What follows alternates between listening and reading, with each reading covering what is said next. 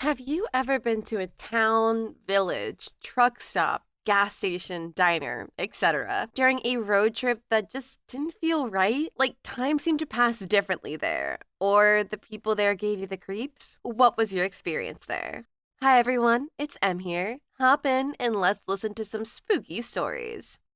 Story 1. I had the reverse sort of experience at my local supermarket. I live in Australia and we have right hand drive cars. I'm just finishing my shop when a huge American looking SUV pulls awkwardly into the car park, and it's clearly left hand drive and maybe 10 years old. I like cars, so I'm curious about it. And that's when I noticed it's got US plates on it. Now, these aren't some novelty or limited edition Aussie plates that look American. These seem to be genuine US plates. They had a state on them. Can't remember which one, but it was like Michigan or something. Obviously American. Middle-aged woman gets out, looking like it's a normal day at the shops. So far, the story's a bit weird, but nothing too unusual. But as I take my trolley back to the trolley bay, she's there, and having obvious problems working out how to unlock one. You have to put a coin in them, and she's clearly having trouble, so I ask if I can help. She's trying to put what I later find out is a quarter in the trolley, saying she's never seen this sort of thing before. I show her the dollar coin I've just gotten back from my trolley. It's gold colored, and she genuinely is weirded out by the color, and is incredulous when I tell her it's $1. I feel like I'm an alien, showing her a new type of cat or something. She then gets a sort of, "Oh, I know this" interaction, and says, "Let me give you some money," and opens her purse. It's all American notes. Trust me, there's no good old Aussie plastic multicolored Monopoly money in this thing. I sort of blurted out, "Do you not have any Australian money yet?" Thinking that's gonna slow you down in the oldie they love. Her reply was, "No, why would I?" And she gave me the quarter she was trying to put in the trolley. I tell her it's not necessary, but she thanks me in her wonderful American accent and wanders off into the shop. It was hilarious and weird. If you'd shown me a portal from my shops to Michigan that she'd blunder through, it would have made complete sense. I got the impression she had almost no idea she was in another country. She was acting like I was the weird one, but she also spoke perfectly and was really nice. So it's not like she was in any obvious mental health episode. The fact I have the quarter is the only reason I don't think I've hallucinated the whole thing after eating a Dodgy pizza. Friends think her husband had gotten a job in Australia and just got the car and everything, etc. shipped. Maybe she's never been overseas before? It was super weird, and I love that woman so much. I wish I could find her again to see what she's doing now. I've also been into a country town where literally everyone we saw for the half hour we were there looked like they were from the same family, and everyone stared at us like they knew we were from out of town. But that is a very logical but no less creepy explanation. Ignoring that second story, because yeah, it seems like very Sweet Home Alabama, which is maybe where this woman was from. I do find it weird that the lady did not seem to understand anything. But the line that really is confusing me is when she says, "I know this interaction." Honestly, sounds like something an alien or bad AI would say. Story 2. I used to live in southern Africa, and we did charity work in a lot of very remote rural areas. And when I say remote, I mean several hours of rough driving on roads that can barely be called roads. Many times we would come across settlements that were not on any map, just a collection of cinder block and mud houses, sometimes well off the road. Usually these were what we called working villages, as in there's a work site, maybe a small brickwork or farm, or something like that nearby. But when I say near, the workers could be walking an hour or so to or where they need to be. When we would stumble upon places like this, we would stop, find coordinates and landmarks, make some records, and pass it along back to our office. One day we were working in the area near the borders of South Africa, Nambia and Botswana, and we saw some smoke well off the road. Thinking it might be a village, we decided to go off the road to take a look. It was fairly well hidden, behind a small hill, and from the road you would have never known it was there if it were not for the column of smoke on the horizon. We get to it, and sure enough, it looks like one of those unmarked working villages, with maybe 10 or so huts, but something seemed very off. It took a second, and we realized there was no one around, and yet it seemed as if whoever lived there was there only moments before. We headed to where the smoke came from, and it was a large bonfire. When we looked closer, we noticed bones in it, goat and cattle bones. Other than the sound of the fire, there was not a peep from anything else. Once I stepped out of our truck to get a closer look, I had this overwhelming sense that I was being watched from afar, and that I was not welcomed here. The other guys in the truck said they felt the same and that we needed to go. So we did. A couple of weeks later, when we were driving back, curiosity got the better of me, and I decided I wanted to check the site again. This time, however, the village was stripped bare. Anything that could be taken was gone. All that was left was the shells of the huts and a black patch of ash where the fire was. There was one thing that was still there, though. The sense of being watched. We didn't stay any longer and never went back. Somebody commented, "You were being watched. They saw your vehicle coming and cleared out and hid. Don't know what they were up to or why they were so interesting.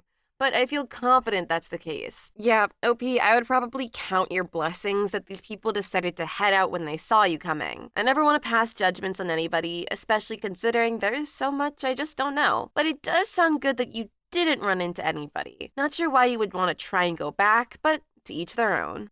Story 3. My boyfriend and I had to stay in Melbourne for a few nights. First Airbnb was practically a small hotel room, so all good. The second, on the other hand, it was advertised as flexible check-in.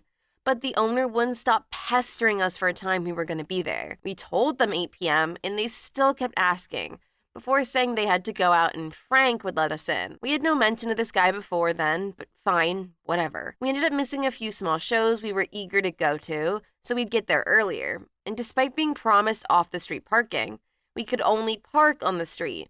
It sucked, but no big deal. We'd had a long day and were pretty tired. Then we got to the house. Frank is this tall, thin, muscled older guy.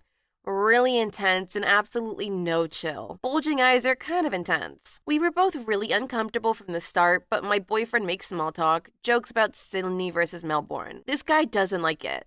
To the point where he stopped walking, swung around, and got in my boyfriend's face. Boyfriend de-escalated the situation real quick, and we got to our room and immediately locked the door. We both got some bad vibes off the place and the guy, but we couldn't work out why. We thought we were just tired, but kept debating the pros and cons of staying. And the room wasn't helping. It was freshly painted and the fumes were so strong I was getting a migraine. There was a door to the backyard that was blocked off with a dresser.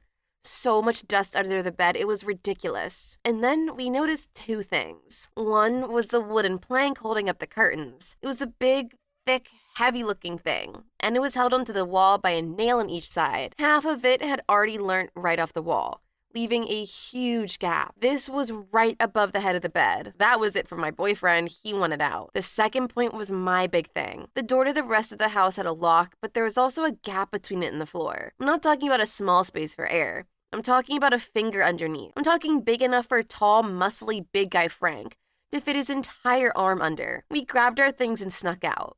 Went to the nearest grocery store for supplies. Shopped around for a place to stay, let Airbnb know we left, and ended up driving through the night back to NSW and slept in the car for a few hours. Nothing exciting happened, but we just didn't really feel safe there. My boyfriend hikes a lot overseas, stays in random and or isolated places. He's not put off easily. We were both pretty glad for a solid reason to leave. Airbnbs can either be absolutely splendid and help you save money while staying somewhere that feels like home, or they can be some of the most dodgy experiences you will ever have. I know I stayed in one, and I want to say Arizona, where my brother, his fiance, and I all slept in the same room because the other 2 that were there, it honestly just felt so off. The next morning, my brother decided to go for a run because he's weird like that, and notices that the nearest house is a solid half-mile away. So he's running up the main road, and the owner runs outside with a shotgun and yells at my brother. My brother immediately puts his hands up and explains that we're staying at the property over. The dude nods his head and goes inside, but still watches my brother when he comes back. We ended up not staying the other night, so I get where OP is coming from. Story 4. I was on a road trip on the South Island of New Zealand, and one night at around 9 p.m., decided to stop in a small town to get some rest. Already while driving into the town, I noticed that there were Christmas decorations everywhere, like decorated trees and plastic Santas, reindeer, etc. Excessive amounts of decorations on the streets and in every window. This wouldn't have been too weird if it hadn't been in the middle of August, but I thought the town was just really dedicated to a specific aesthetic or whatever. I got to the motel and checked in, and the old lady at the front desk was short and rude with me, which I thought was weird because I had experienced people in New Zealand as really nice and quite chatty, compared to where I came from, lol. She also wouldn't give me the Wi-Fi password even though they advertised free Wi-Fi. She quite literally told me to piss off and let her get back to her newspaper. After that, I went out, and the whole time I was there, I never saw any people on the street. I went to a diner near the motel, both also stuffed with Christmas decorations. and had the same experience with the waitress while ordering. She told me they are out of almost everything, and the only thing I was able to get was a cheese sandwich. There were other people in the restaurant who were all eating what I suppose were meals made from the menu. They didn't have to order a plain cheese sandwich. While waiting for my food, I noticed that no one in the whole diner was talking, even though there were families and other groups of people. Even the kids ate in silence. Or not really silence, as there was Christmas music blaring. After I was done eating, I just paid and left. I was also the only one leaving. No one in that diner the whole time I was there got up to leave or go to the bathroom or do anything really. They all just sat there. When I left, I felt like they were all staring holes in my back. The whole time I was in that town, I got a feeling that everyone wanted me to leave, and like they were somehow angry with me. This was 4 years ago, and TBH, I don't remember anything after leaving the diner. I don't remember going back to the motel or going to sleep, and just barely remember being on the road early the next morning. I told some of my New Zealand friends this story because I thought it was some kind of weird themed town, but none of them ever heard of it, and I can't for the life of me remember the name of that town or how I found it.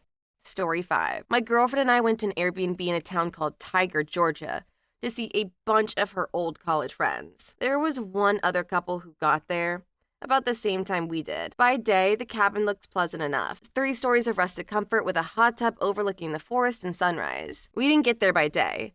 We got there as the sun was sinking low. The room seemed to shrink and tighten. The stairwells were only as wide as a single body, and at the bottom of the basement stairs, a rug hid a padlocked trapdoor. It felt like the start of a horror movie. We're trying to ignore the weird vibes and decided to go to dinner. We spent nearly an hour driving around searching for a place to eat. Steakhouses closed by 7 p.m. An Italian joint which was now someone's house. A Mexican eatery now abandoned and overgrown with vines. Finally, we found something. It's suitably called the last dive bar on Earth, and it's sitting on the edge of a retention pond. The parking lot is full of pickup trucks, and it's all festooned with old political bumper stickers from the late 90s and early 2000s.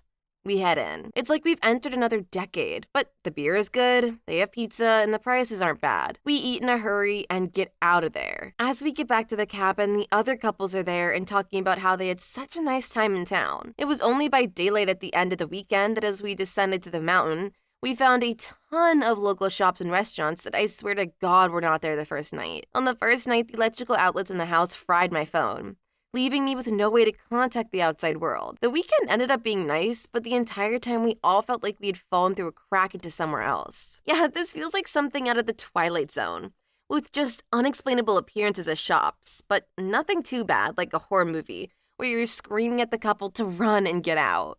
Story 6. This is my girlfriend's story, but is kinda up the alley of what you were asking for. My partner went to Florida with her family when she was younger, and they were driving around trying to find some food until they found a Chinese restaurant, and they went in and had some food. There were no other customers, lots of staff. Everyone seemed very tense, but the food was great. They left and had a lovely rest of their day. During breakfast the next morning, they turned on their telly and the news showed that the place had eaten, and they were like, oh wow, look, we went there. Then the story started, and it turns out no more than 10 minutes after they left, there was a massive shoot-up and they all killed one another. Turns out that the ignorant British tourists just sat in between some kind of Asian turf war. Somebody commented, this happened at a local restaurant in Brighton. There were these dudes who came in, and when my coworker went to the bathroom, one of them followed him to the bathroom, gave my coworker a 50 bill, told him to leave, say nothing, or he would get caught in the middle. Of course, they hightail it out of there, and the next time they pass, the guy at the counter has a bandage on his arm and a black eye. I guess most organized crime like the Yakuza or Triad doesn't want to involve civilians, because that brings in the police. Story 7. Yep, stopped in a no-name town in Texas for gas. Bunch of guys wearing nothing but denim hanging out in front of the gas station. Denim, cowboy hats, cowboy boots. It wasn't just a lot of people. Everyone was wearing that. Their drawls were so thick I could barely understand what they were saying to one another. A lot of hooting and hollering. About 50 yards away, there was a guy sitting under a tree. He was wearing a black and white striped jumpsuit and was chained to the tree by a shackle on his leg. Didn't see any law enforcement around. Maybe they dropped him off? A girl with huge breasts, 1.5 arms, and an eye patch complimented my car and smiled at me while I was pumping gas. I saw a cow trotting down the side of the road. No one seemed to be chasing it. The fact it was twilight seemed to make everything surreal. I unassed myself from that place as quickly as I could. Look, honestly, this just sounds like some normal southern town where you go so deep into the south that everything feels out of movie. I have a friend from deep Georgia who will tell me stories about her childhood, and it seems like all the men were true cowboys, and all the women were either grandmas or Dolly Parton lookalikes. But she still wouldn't have changed it for the world.